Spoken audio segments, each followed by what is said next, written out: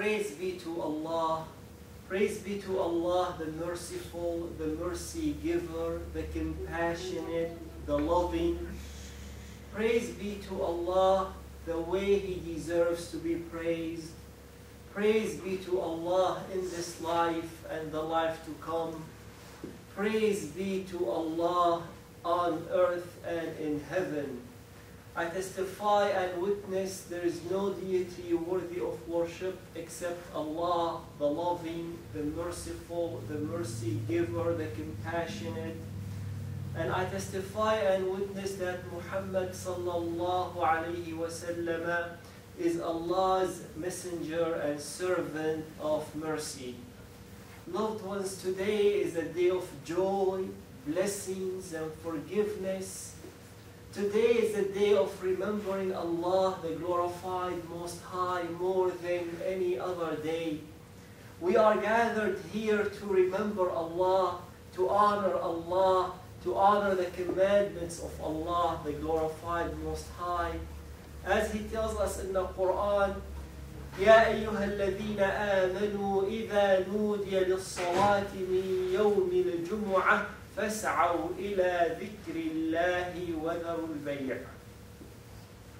O who you believe, when the call is initiated for the prayer on Friday, then come to the remembrance of Allah and leave selling. That is to say, to leave anything that preoccupies you, anything that is distracting to you, anything that is keeping your mind preoccupied, and come to the remembrance of Allah, focusing on the remembrance of Allah. When we remember Allah, something very great happens. When we remember Allah, loved ones, something very great happens, and that is Allah, the glorified Most High, the merciful, the mercy giver, remembers you in a very special and unique way.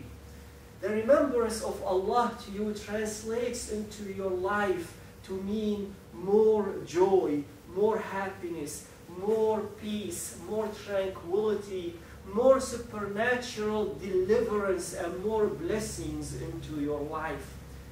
We are gathered here to remember Allah, and as we are gathered to remember Allah, the mercy envelops us, the tranquility descends on us, the angels surround us, and Allah speaks highly of us to the heavenly host.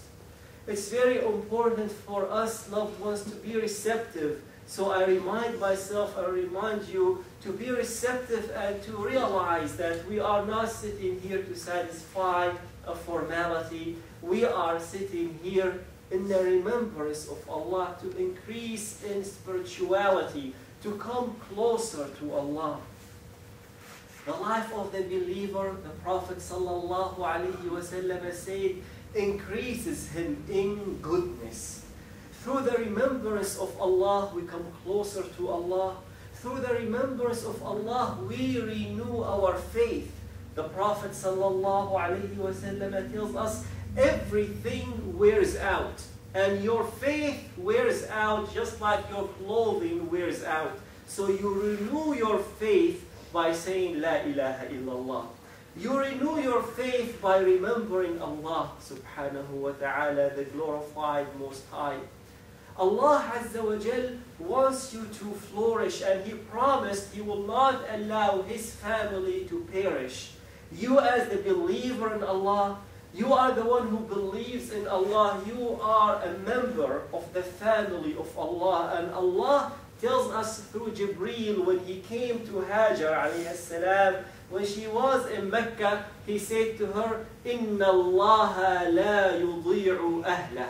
Allah does not allow His family to perish. We are gathered here, loved ones, as we are sitting here to remember Allah, to glorify Allah, to show that we honor the commandments of Allah. We need to focus on the remembrance of Allah and focus on the greatness of Allah. Remember the perfection of Allah, as the perfection of Allah draws praise to Him from everything. And we as the believers in Allah should have the habit, the good habit of praising Allah in good times and in bad times.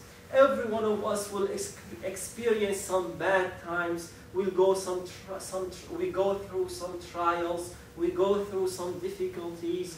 We go through unexpected events. But through praising Allah subhanahu wa ta'ala, we will be able to go through all the trials and the difficulties and the trials, because when you praise Allah, you are invoking the blessings and the help of Allah to come to you.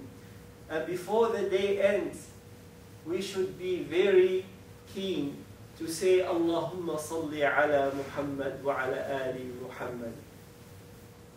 The Prophet sallallahu alayhi wa sallam tells us, when you say Allahumma salli ala Muhammad, once Allah praises you, or Allah bestows His blessings on you, Allah confers His blessings on you 10 times. So make sure before the day ends to say many times, Allahumma salli ala Muhammad wa ala ali Muhammad. Loved ones, today is a day of joy. Today is a day of blessings. Today is a day of forgiveness. So show me your smiles. Do not sit here and frown. Please show me your smiles and do not sit here and frown. So you know how difficult it is to teach to a group of people who are frowning?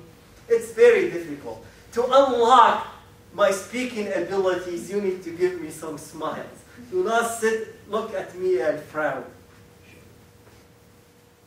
Today, loved ones, I want to continue talking to us about the purpose of the commandments of Allah.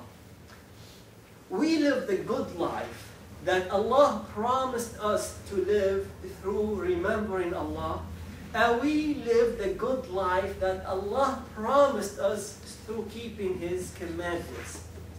I see that we have some visitors coming to us from Minneapolis. You came by driving? Yes.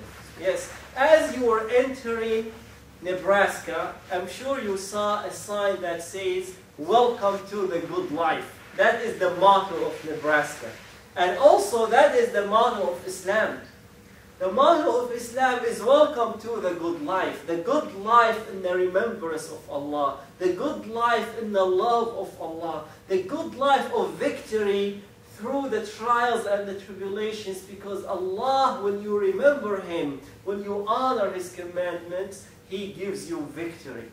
So Allah is telling us in the message of the Quran, welcome to the good life in this life and in the hereafter. And Allah will not allow His family to perish. What does Allah want to achieve through His commandments? He tells us in the Quran what He wants to achieve. He says to us, مَا يُرِيدُ اللَّهُ لِيَجْعَلَ عَلَيْكُم مِّنْ حَرَجٍ وَلَكِنْ يُرِيدُ لِيُطَهِّرَكُمْ. Allah does not want to put you in any difficult situation when you feel there is no way out, but Allah wants to purify you. That's what Allah wants to achieve through His commandments. This phrase that Allah wants to purify you comes in Surah Al-Ma'idah, verse number 6, in which Allah is telling us about wudu, making wudu. And if we do not find water to make wudu, or if we are ill, then we can make tayammum. After Allah tells us about wudu, He tells us Allah does not want to make it difficult for you, but He wants to purify you. That means do not think of the activity of wudu and the activity of ghusl as a chore, as something that is difficult. Oh, here again I have to go make wudu again. Oh, do I have to take this shower at 6 o'clock in the morning? It's really a chore. So always we think we might be doing something that is of disconvenient to us, something that is inconvenient to us, and we develop the wrong mindset. Allah is telling us that He does not want any difficulties upon us. He does not want it to make it difficult for us, but He wants to purify us. That is the intent of Allah Azza wa Jalla.